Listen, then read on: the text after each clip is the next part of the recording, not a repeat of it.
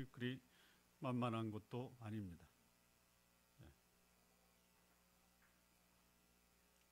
자, 질문 하나 더 드리겠습니다. 여러분은 여러분을 누구라고 생각하십니까? 도대체 인간이 무엇입니까? 나라는 존재는 도대체 어떤 존재라고 생각하시면서 살아가십니까? 여러분, 이런 질문을 길 가는 사람 붙들고 물어보면 뭐라고 그럴까요? 미친놈 다 보겠네. 근데 여기는 길거리가 아니고 오늘 예수님이 부활하신 이 부활절을 우리가 함께 축하하기 위해서 예배드리러 참석하셨습니다. 이 자리에서 한번 여러분 스스로에게 질문을 해보시기 바랍니다. 도대체 나는 누군가? 소크라테스는 이렇게 말했습니다. 참 존경스러운 말씀이에요. 너는 모르는 너를 알고 있다고 하지만 나는 내가 모른다라는 것을 알고 있다. 답이 아니죠.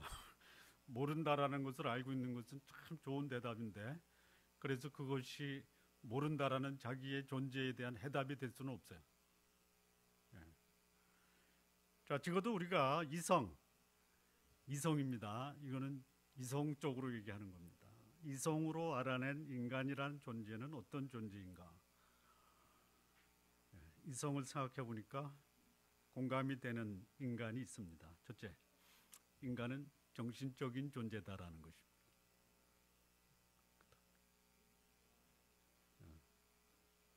사고를 하면서 살아야 되는 존재가 바로 인간이다라는 거예요. 인간이 인간인 것은 인간이 생각한다라는 것이죠. 그 다음에 인간이 뭐냐, 이 곰곰이 생각해 보니까 인간은 몸을 지니고 있는 육신적인 존재다라는, 제가 지금 맞는 말만 하는 겁니다. 세 번째는 인간이 뭐냐, 이렇게 곰곰이 생각해 보니까 인간은 인간 속에서 자기의 가치를 경험하는 사회적인 존재다라는 것이. 이것을 전부로 생각하는 사람들이 많이 있고요. 그런데 그럼에도 불구하고 의식적, 무의식적 인간의 내면 깊은 곳에서 나는 영원히 살고 싶다라는 열망이 있다라는 것이. 그리고 영원히 살 수 있다면 그 길을 가겠다라고 하는 소위 말하는 영적인 존재다라는 것이. 영원을 사모하는 마음이 있다라는 것이. 자, 그런데 이 네 가지 영역, 정신적, 육신적, 사회적, 영적인 존재에서 이 네 가지는 서로 상호작용을 하면서 우리가 존재하고 있습니다. 어떤 영역이 가장 결정적인 영향을 주는 영역일까요? 아침에 어떤 분이 그러더라고요. 육신적인 영역이 네 가지 영역에서 가장 중요한 영역이다, 이렇게 얘기를 하더라고요. 그래서 제가 뭐 일리가 있는데, 왜냐하면 네 가지가 서로 연관을 짓고 영향을 주기 때문에. 그러나 가장 결정적인 영향이 육신적인 영향으로 하기에는 조금은 좀 수준이 낮습니다라고 했습니다. 그러니까 자기 몸이 편하면 다 좋은 거예요. 그런데 그렇지가 않다라는 것이에요. 여러분, 못 먹고 아프고 그래서 불편한 것이 아니라 이 정신이 혼란스럽고 영혼에 대한 문제가 해소가 안 되면 몸도 아프죠. 그래서 더 중요한 결정적인 영향은 우리의 의식과 무의식 관계없이 우리 마음 깊은 곳에서 나를 나대게 하는 것이 바로 이 영적인 나라는 것입니다. 자, 이 영적인 영역이 어떻게 되어 있느냐에 따라서 나머지 정신적, 육체적, 사회적 영향이 결정적인 영향을 받고 살아갑니다. 여러분, 죄 짓는 것이 도덕적인 것이 아닙니다. 사회적인 것이 아닙니다. 영적인 것입니다. 죄를 짓고 나면 내 영혼이 곤고해지는 거예요. 영혼이 곤고해지면 육체도 피곤해지는 것입니다. 우리가 의식하든 의식하지 않든 이 영적인 영역이 한 인간의 삶에 절대적인 영향을 주고 있습니다. 그리고요, 이 영적인 것을 어떻게 믿고 있느냐가 그 믿음대로 살아가게 하는 것입니다.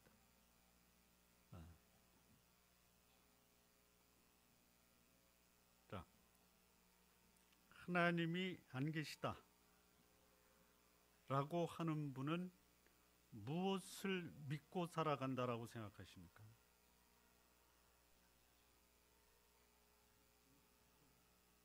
뭐를 믿냐면요, 하나님이 없다라는 것을 믿고 사는 겁니다. 안 믿는 게 아니고요, 하나님이 없다라는 것을 믿고 살아가는 것이에요. 그러면 하나님이 없다라고 믿으면 어떻게 살아갑니까? 막 사는 거야. 그냥 자기 마음대로 사는 거예요. 그러니까 내가 지금 막 산다 그러면 그거는 뭘 얘기하는 거예요? 나는 하나님이 없다라는 것을 믿고 있습니다. 이렇게 살아가는 겁니다. 저 사람이 왜 저렇게 막 살지? 왜 살아요? 하나님이 없다고 믿기 때문에 막 사는 겁니다. 자, 하나님이 계시다라고 믿는 사람 어떻게 살아요?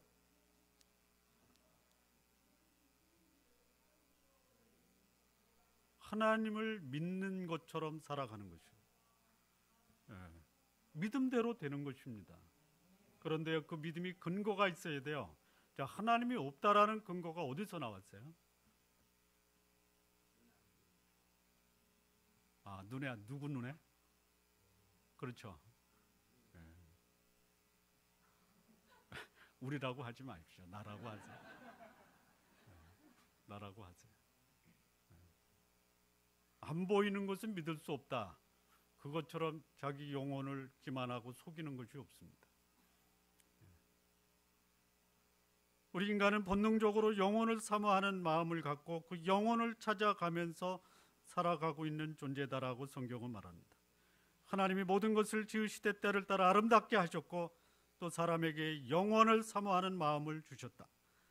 그런데 하나님이 하시는 일의 시종을 사람으로 측량할 수 없게 하셨다. 맞는 말입니다. 이게 무슨 말이냐면요, 영혼을 사모하는 마음을 주셨는데 눈으로 볼 수 없다, 이런 말이에요. 맞는 말이에요. 그래서 사람들은 내 눈이 안 보이니까, 내 생각이 그것을 이해할 수 없으니까, 내 이성의 범위를 넘어가니까 영혼이 어딨냐라고 하는 거예요. 누가 그렇게 하셨습니까?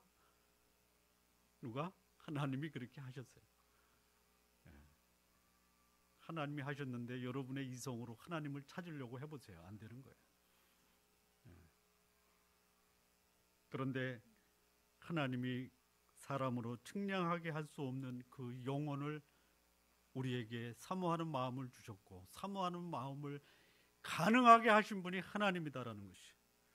그렇다면 이 영혼을 사모하는 마음을 하나님이 우리에게 주셨다면은, 영혼을 사모하는 마음이 실현 가능하게 하려면은 두 가지가 주어져야 됩니다. 첫째는 뭐냐? 영생이 주어져야 되는 거예요. 두 번째는 죽어도 살겠고 하는 부활이 반드시 주어져야 한다라는 것이. 그런데 사람들은 영생도 부활도 기대하는데 그것을 다양하게 믿고 있습니다. 인생은 돌고 도는 거야. 이번 세상에서 잘 살아야지 다음 세상에서 좋은 모습으로 다시 환생할 거야. 이렇게 믿고 사는 사람도 있습니다. 여러분, 그렇게 믿는 것에 대해서는 존중을 해주셔야 됩니다. 다만 그 믿음이 잘못이 아니기를 바랄 뿐입니다.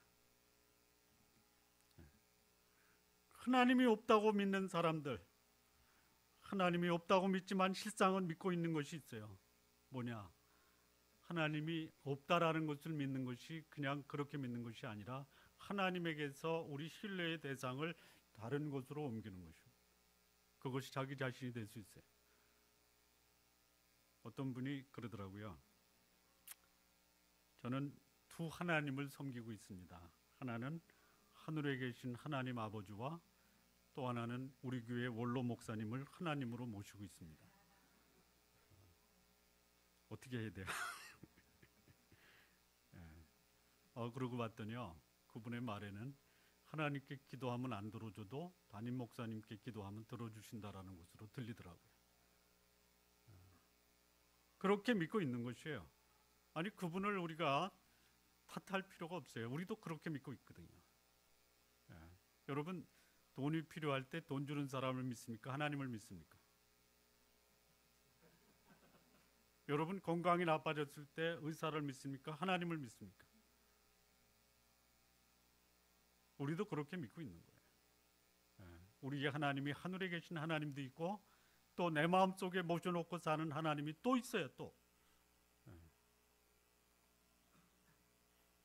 그런데 내 마음속에 하나님이 아닌 다른 대상을 하나님으로 믿고 사는 사람, 그것이 참 내 마음에 큰 평안과 위로가 됩니다. 병 고쳐주는 사람이 여러분에게 기쁨을 줍니까? 내 기도를 들어주시는 하나님이 여러분에게 기쁨을 주십니까?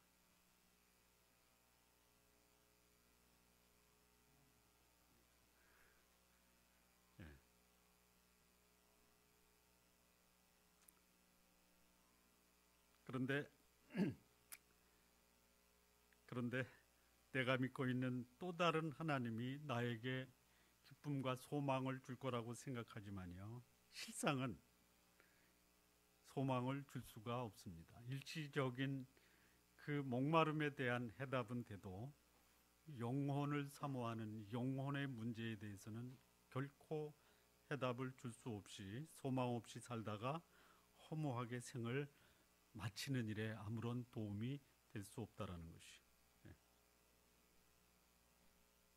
하나님을 알고 하나님을 믿는 사람들도 있는데요, 그 하나님이 성경이 말하는 창조주 하나님, 전능하신 하나님, 우리를 구원하신 하나님으로 믿고 있느냐, 아니면 내 편리대로 믿고 있느냐.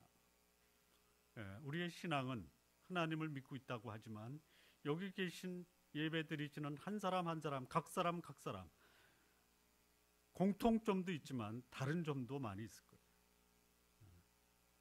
적어도 여기 예배드리는 분은 하나님을 전능하신 하나님, 창조주 하나님, 나를 구원하신 하나님으로 믿고 계시죠? 그렇게만 믿으시기 바랍니다. 다르게 믿지 마십시오. 굉장히 많습니다. 그걸 학문적으로도 정립을 해놓고 있어요. 노동자 속에서 역사하시는 하나님만 믿는 분이 있습니다. 있어요. 여성 속에서만 역사하시는 하나님으로 믿고 있는 분들도 있습니다. 소위 말하는 민주주의 속에서만 계시는 하나님만 믿고 계신 분들도 계시다라는 것이죠. 무엇을 선택할 것인가? 그 선택이 그 선택한 사람의 인생을 결정적으로 영향을 주게 돼 있어요. 우리의 삶이 성경이 말하는 하나님과 다른 하나님을 믿고 있을 때 그것이 오늘 나에게 미치는 그 영향을 여러분 각자가 받고 있는 겁니다. 아무것도 염려하지 말라라고 말씀하신 하나님 앞에서 아직도 염려거리 앞에서 염려하고 계신 분은 우리의 염려를 해결하지 못하는 하나님을 믿고 계시는 겁니다. 성경이 말하는 그 하나님을 믿고 신앙생활 하시는 우리 성도 여러분들 되시기 바랍니다. 우리가 믿고 있는 하나님, 그분은 예수 그리스도를 이 땅에 보내셔서 우리가 가지고 있는 가장 근본적인 문제, 죄 문제와 죽음의 문제를 해결하기 위해서 오신 분이십니다. 우리는 지난 한 주간 동안 부활절 고난주간 사경회를 했습니다. 자, 예수님은 부활하심으로 승리하셨습니까? 아니면 십자가에 계시는 동안 승리하셨습니까? 십자가에서 승리하셨습니다. 그래서 우리는 금요일, 성금요일 십자가에 달리시고 십자가에서 승리하신 그분을 우리는 축하했습니다. 금요일날 금식하신 분 조금은 좀 반성하셔야, 축하해야 됩니다. 그분은 금요일 십자가에서 다 이루셨습니다. 그리고 그분은 십자가에서 그분의 영혼을 아버지 손에 부탁을 드리시고 안식하신 분이십니다. 그분이 십자가에서 인간의 죄와 죽음을 위해서 죽으셨지만 그분은 다시 부활하셨습니다. 우리는 그것을 믿는 그리스도인입니다. 그리스도를 믿는 자, 그가 부활하신 것처럼 우리 속에 부활이 있다라는 것을 알고 사는 사람입니다. 부활을 소망하며 사는 사람입니다. 육체의 부활을 기대하며 살아가는 사람이 바로 그리스도인입니다. 그것을 믿는 그리스도인이라고 하면 일상적인 삶에서 우리는 그 부활의 능력을 경험하면서 살아가야 한다라는 것이.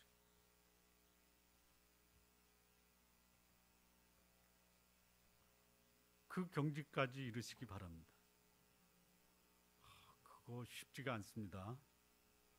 쉽지가 않아요. 그런데 하나님께 기도하십시오. 하나님 아버지, 제가 믿는 예수 그리스도 그분이 죽음을 극복하고 부활하신 것처럼 나도 죽음과도 같은 인생을 부활의 능력으로 살아갈 수 있는 그런 삶의 주인공이 되게 해주십시오. 이렇게 기도하면 하나님이 너는 안 돼 하시겠습니까? 그 소망을 가진 자마다 하나님은 그렇게 삶을 살게 해주실 것입니다. 여러분, 하나님이 여러분의 삶을 부활의 능력으로 만들어 주시지 않습니까? 아니면 여러분이 나는 부활의 능력이 내 삶 속에서 이루어지지 않을 것이라고 믿고 사시는 겁니까? 믿음대로 되는 겁니다. 믿음대로 되는 거예요. 죽음이 나를 위협하고 네 인생은 이제 죽음이다라고 할 때 그거를 거절하시기 바랍니다. 거절. 예수님은 죽음을 극복하고 부활하셨습니다. 왜 예수님은 죽음에서 부활하셔야만 했는가?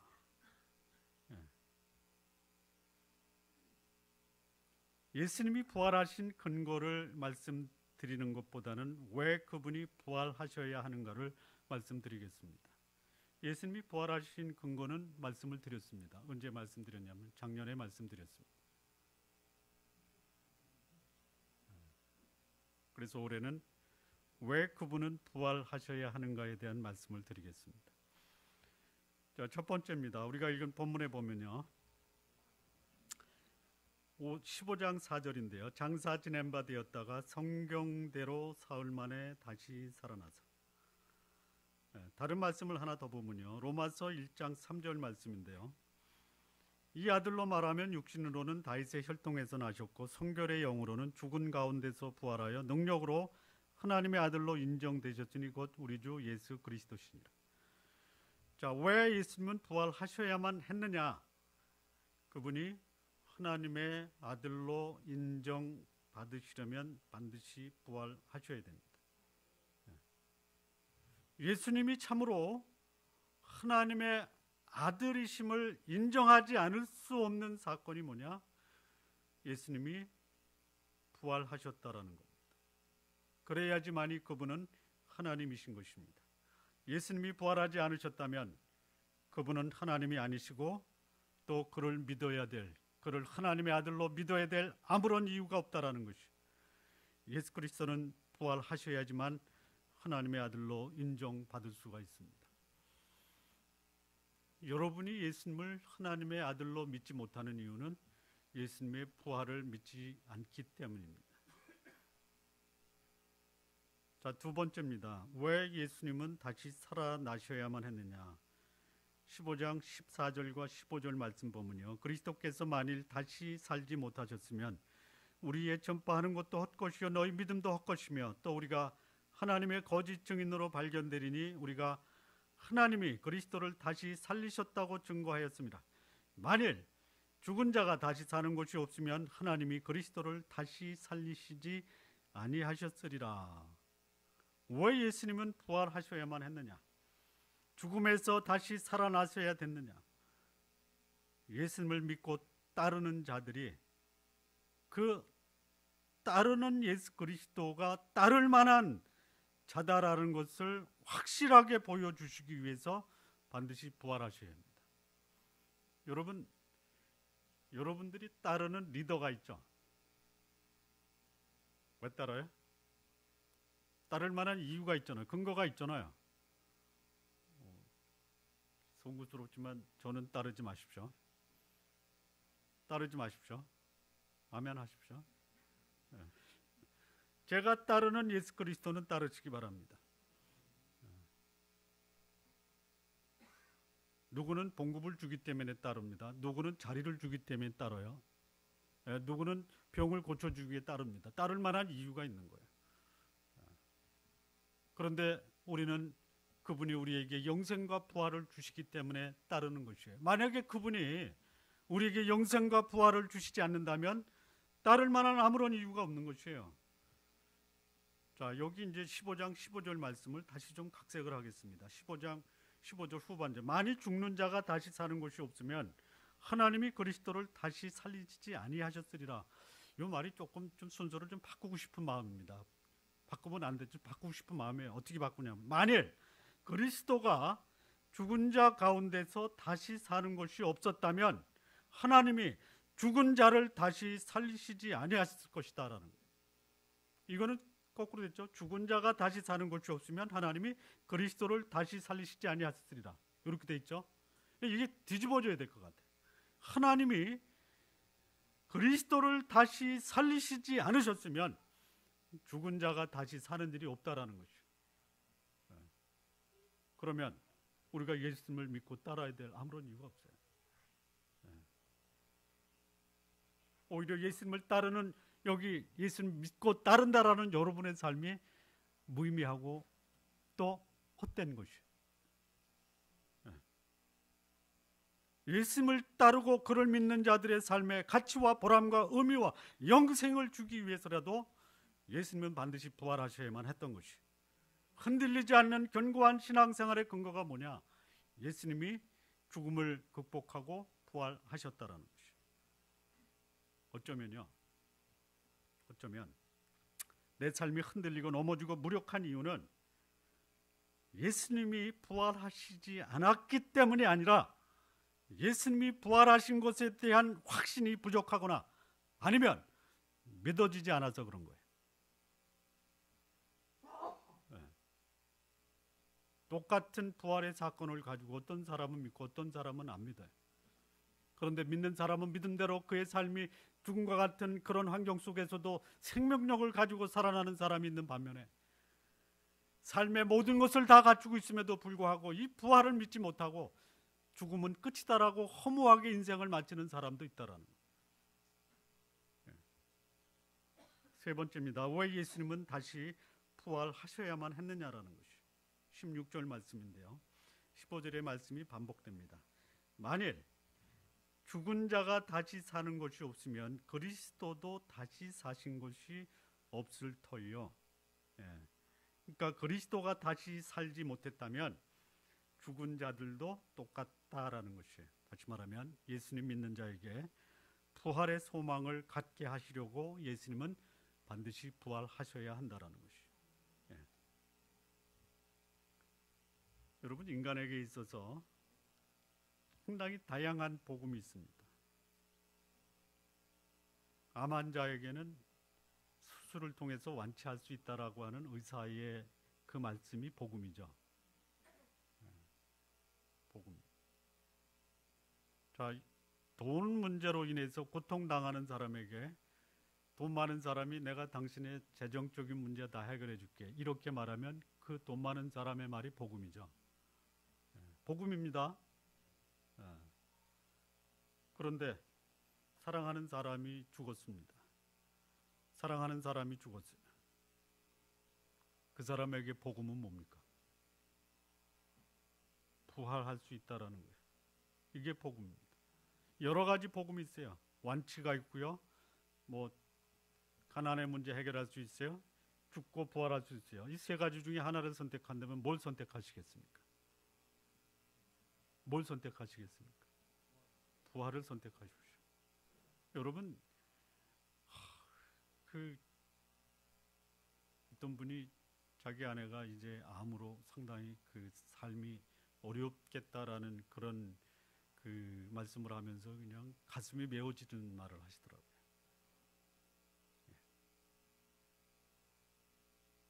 그분에게 부활의 소망이 없으면요, 삶에 낙이 없는 거예요. 다 내려놓고 싶대. 그런데 그 암 진단을 받고 부활에 대한 소망이 있고, 그리고 지금까지 그가 가지고 있던 경제적인 문제, 또 관계적인 문제, 또 자녀 문제, 이 죽음을 극복하고 부활할 수 있는 소망과 자기가 이제 죽어도 죽음 앞에서 다른 문제는 문제도 아니다라는 거예요. 살아있는 것만 해도 얼마나 감사하고 감격스러운지. 나이 40대 후반인데 20대 연애 시절로 돌아가서 지금 자기 아내하고 감격스러운 관계를 유지하고 있다 그러더라고요. 이게 부활의 소망 있는 자만이 가능한 것이. 목사이면서 목회를 하면서도 먹고 사는 문제, 자녀 문제, 부부 문제 때문에 갈등했는데 죽음이라는 문제 앞에 접해서 이 죽음의 문제가 해결되고 부활의 소망이 있다고 하니까 지금까지 생각했던 큰 문제가 더 이상 문제가 안 되더라 이거예요. 여러분, 여러분의 문제가 다 해결되길 원하면요, 하나님 저 목숨 걷어가는 순간에 살려주십시오 한번 해보세요. 다 해결될 거예요. 다. 소망 없이 죽음에 대한 두려움에서 그것을 극복하고 부활의 소망을 갖게 하시려면 예수님은 반드시 부활하셔야 돼요. 낙심하고 절망하며 살아가는 사람은 그것이 내 인생이로구나 그렇게 생각하면서 살아가는 거예요. 그런데 낙심과 절망이 내 인생의 전부가 아니고 내 속에 다시 살아날 수 있는 부활의 능력이 내 속에 있다. 그러면 내 삶은 다시 살아나는 것입니다. 환경과 상황이 나를 절망시키는 것이 아니라 내가 절망과 좌절을 선택한 것이에요. 선택 잘 하시기 바랍니다. 네 번째입니다. 왜 예수님은 다시 살아나셔야만 했느냐? 15장 17절입니다. 그리스도께서 다시 사신 것이 없으면 너희의 믿음도 헛되고 너희가 여전히 죄 가운데 있을 것이요. 만약에 예수님의 부활이 없으면요, 여기 나오는 것처럼 우리는 여전히 죄 가운데 있는 것이. 그리고 죄의 삭은 사망입니다. 죄와 사망의 문제 해결될 수가 없어요. 그러나 우리의 죄와 사망의 문제를 해결하기 위해서는 예수님은 반드시 부활하셔야만 하는 것입니다. 인간 최대의 죽음의 문제, 이거 예수님의 부활로 해결되셨습니다. 해결되었습니다. 예수님의 죽으심으로 죄 문제가 해결되고 부활하셔서 그를 믿는 자를 의롭다 하신 것을 믿는 사람은 죄 의식으로부터도 자유함을 누릴 수 있고, 그리고 그것뿐만이 아니라 하나 더 나가서 의롭다함을 살 수가 있어요. 여러분, 예수님 믿고도 죄 의식에서 벗어나지 못했다. 그리고 거룩한 삶도 못 산다. 요거 예수님의 부활을 믿지 못하고 있다라는 증거입니다. 근데 예수님의 부활을 내가 깊이 생각은 못했는데 오늘 죄의식도 사라졌고 거룩한 삶도 산다. 그거는 여러분 내면 깊은 곳에서 예수님이 살아계셔서 여러분의 삶을 주관하고 계시다라는 것을 증거하고 있는 것입니다. 죄가 우리를 괴롭히는 것은 사실입니다. 그런데요, 죄가 우리를 괴롭히는 것보다 더 우리를 괴롭히는 것이 뭐냐? 예수님이 우리의 죄를 해결하시고 우리로 죄로부터 자유함을 누리고 거룩한 삶을 살 수 있다라는 것을 믿지 않고 있는 이 불신이 우리로 하여금 더 절망스럽고 우리로 하여금 더 정죄감 속에서 죄의식을 해결하지 못하고 살아가고 있는 것이. 하나만 더 하겠습니다. 왜 예수님은 반드시 부활하셔야만 했느냐? 19절입니다. 만일 그리스도 안에서 우리의 바라는 것이 다만 이 생뿐이면 모든 사람 가운데 우리가 더욱 불쌍한 자리라. 왜 예수님은 부활하셔야만 되느냐? 우리에게 새로운 인생의 도전과 기회를 주시기 위해서는 반드시 부활하셔야 하는 것이에요. 여러분, 마지막이 안 좋다. 마지막이 안 좋다. 그래도 오늘은 행복하게 사셔야죠. 여러분, 마지막이 불행하다, 마지막이 비극이다라고 하면 지금 괜찮은 삶이 과연 괜찮은 삶이 될까요? 마지막을 알고 있는데, 마지막이 멸망인데 오늘 살고 있는 삶이 나에게 무슨 소망이 되냐 이거예요. 그런데요, 마지막이 좋아요. 예? 마지막이 좋아요. 오늘 힘들어요. 어떻게 살 수 있어요? 예? 심기일전하는 것이. 예수님은 우리에게 그런 희망과 기회를 주시기 위해서 부활하신 것입니다. 예. 여러분 부활 신앙을 갖고 사시기 바랍니다. 예. 예수님이 부활하지 않으셨다면 우리는 죽음과 같은 절망 속에 살다가 결국 영원한 절망으로 들어가는 비극적인 존재예요. 그러나 우리 영혼 깊은 곳에서 갈망하는 새로운 인생, 새로운 소망, 새로운 기회를 위해서 예수님은 우리에게 부활로 그 삶이 가능하도록 입증해 주셨습니다. 이 운동 경기나 레크레이션에도 그게 있더라고요. 뭐가 있냐면요, 패자 부활전. 예? 죽었잖아요. 근데 기회를 주는 거예요. 그게 뭐예요? 그걸 우리가 뭐라고 그래요? 패자는 부활할 수 있다. 그걸 뭐라고 그래요? 패자 부활전이라고 하는 거예요. 예. 패배 후에는 기회가 없다. 그러면 그냥 다 나가죠. 운동하다가 저기 승리하는 팀만 계속 남아있고 초반에 진 사람은 그냥 비행기 타고 가버리죠. 예. 왜? 기회가 없기 때문에. 우리에게는 패자 부활전이 있습니다. 예. 예수님이 부활하셨다라는 것은 새로운 삶을 갈망하는 인간들에게 참된 도전과 격려와 기회가 된다라는 것이죠. 이를 위해서도 예수님은 반드시 부활하셔야 했다라는 것이죠. 마무리 짓겠습니다. 예수님은 부활하셔야만 했습니다. 그래야지만 저와 여러분에게 소망이 있는 것입니다. 인간의 이성적 만족을 위해서라도 우리 이성의 한계를 뛰어넘는, 하나님이 그렇게 만드셨기 때문에 우리의 이성으로 이해는 안 되지만 이성을 뛰어넘는 예수님의 부활은 반드시 있어야 한다라는 것이. 그래야지만 우리 인간에게 소망이 있고 미래가 있는 것이. 예수 그리스도, 그분을 소망으로 모시고 사는 사람, 소망 가운데 살아갈 수 있습니다. 예수 그리스도를 거절하고 자신을 하나님으로 모시고 살아가는 사람, 자신의 인생을 스스로 책임져야 합니다. 예수님은 인간의 죄 문제, 죽음의 문제, 영생의 문제를 해결하기 위해서 이 땅에 오셨습니다.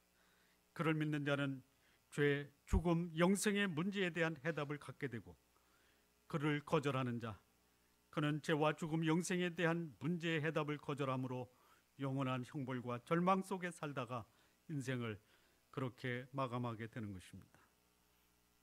우리 성도 여러분, 여러분의 인생이 참된 의미와 가치를 갖기 위해서 이 부활하신 예수 그리스도, 그분이 여러분의 삶의 주인이 되게 하시기를 바랍니다. 기도하시겠습니다. 하나님 아버지, 감사합니다. 우리 주께서 부활하셨기 때문에 우리의 삶이 의미가 있고, 또 우리의 삶, 죽음과도 같은 절망 속에서도 새로운 기회, 새로운 도전이 가능하게 해주신 것 감사합니다. 환경이 나를 속인다 하더라도 결코 넘어가지 않고 승리하신 우리 주 예수 그리스도, 그분을 우리 인생의 주인으로 모시고 참으로 승리하는 승리자가 되는 우리 모든 성도들 되게 해 주옵소서. 예수님의 이름으로 기도합니다. 아멘. 오늘은 부활절이고요. 그리고 4월 첫째 주입니다. 그래서 오늘 예수님의 죽으심과 부활을 기념하는 성찬 의식을 우리 함께 진행토록 하겠습니다. 이 성찬식은 예수 그리스도를 구주와 주님으로 모시고 사는 분들, 그분들이 함께 참여할 수 있는 의식입니다. 저희가 먹을 때에 예수께서 떡을 가지사 축복하시고 떼어 제자들을 주시며 가라사대, 받아 먹으라 이것이 내 몸이니라 하시고 또 잔을 가지사 사례하시고 저희에게 주시며 가라사대 너희가 다 이것을 마시라 이것은 죄 사함을 얻게 하려고 많은 사람을 위하여 흘리는 바 나의 피 곧 언약의 피니라. 교독문을 함께 교독하시겠습니다. 예수께서 가라사대 내가 곧 생명의 떡이니 내게 오는 자는 결코 줄이지 아니할 터이요 나를 믿는 자는 영원히 목마르지 아니하리라. 나는 하늘로서 내려온 산떡이니 사람이 이 떡을 먹으면 영생하리라. 내가 줄 떡은 온 생명을 위한 내 살이 있다 하시리라. 내 살은 참된 음료요 내 피는 참된 음료로다. 내 살을 먹고 내 살을 먹고 내 피를 마시는 자는 내 안에 거하고 나도 그 안에서 거하나니 살아계신 아버지께서 나를 보내심에 내가 아버지로 인하여 사는 것 같이 나를 먹는 그 사람도 나로 인하여 살리라. 새 계명을 너희에게 주오니 서로 사랑하라. 내가 너희를 사랑한 것 같이 너희도 서로 사랑하라. 너희가 서로 사랑하면 이로써 모든 사람이 너희가 내 제자인 줄을 알리라. 나눠주신 떡은 이따가 함께 같이 들도록 하겠습니다. 찬송가 새 찬송가 216장 통일 찬송가 356장 성자의 귀한 몸 우리 1절 찬양을 함께 부르시겠습니다.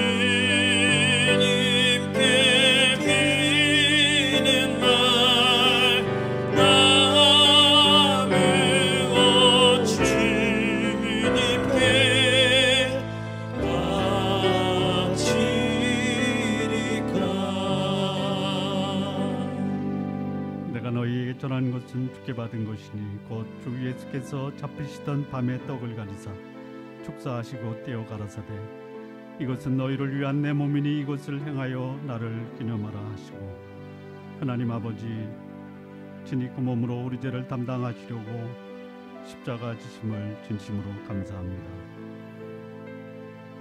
우리로 하여금 하나님의 자녀다운 삶 거룩하게 살게 하여 주옵소서. 예수님의 이름으로 기도합니다. 함께 떡을 드시겠습니다.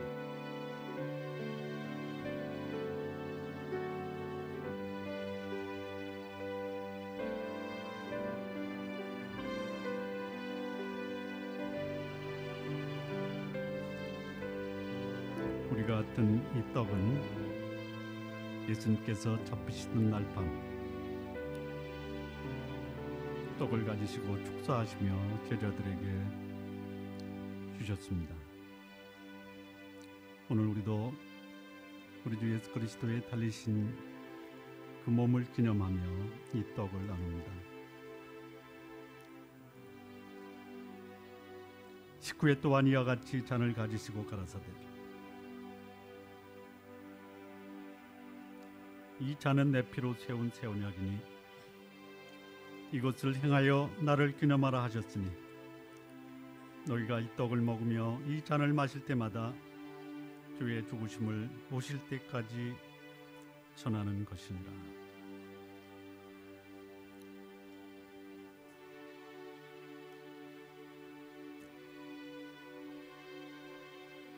주께서 식후에 이 잔을 가지시고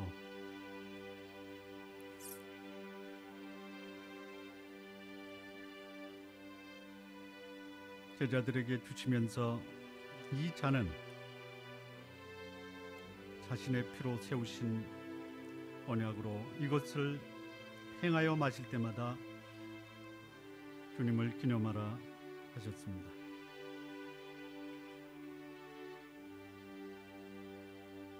오늘 이 잔은 드시는 우리 성도 여러분, 이 잔을 드시면서 주께서 우리를 구속하신 그 구속의 은혜를 감사하시기 바랍니다.